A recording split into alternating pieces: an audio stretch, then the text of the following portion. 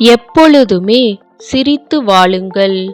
பிரச்சனைகளே இல்லை என்பதற்காக இல்லை, பிரச்சனைகளை விட நீங்கள் வலிமையானவர்கள் என்பதற்காக. பிறருக்கு கொடுக்க எதுவும் இல்லை என்றால் சிறு புன்சிரிப்புடன் கனிவான வார்த்தைகளை பேசுங்கள். அதுவே சிறந்த ஆறுதல்தான். தவறு செய்தால் ஒத்துக்கொள்ளுங்கள், விரைவில் சரி செய்து கொள்ளலாம்.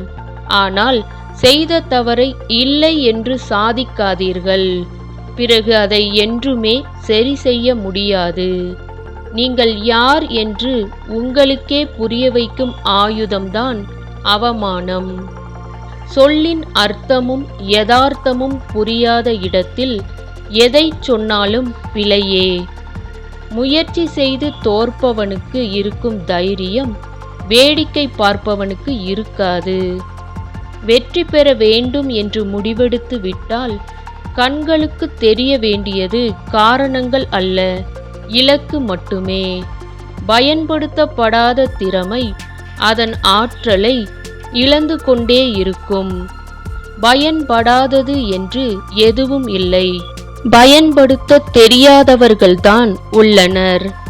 காயப்படாத வழிகள் எதுவும் இல்லாத பயணம்தான் வாழ்க்கை. பயப்படாமல் பயணத்தை தொடருங்கள். ஒருவரின் ரகசியங்களை அவருக்கு எதிரான ஆயுதமாக உபயோகிப்பதுதான் மிக பெரிய கோழைத்தனம்.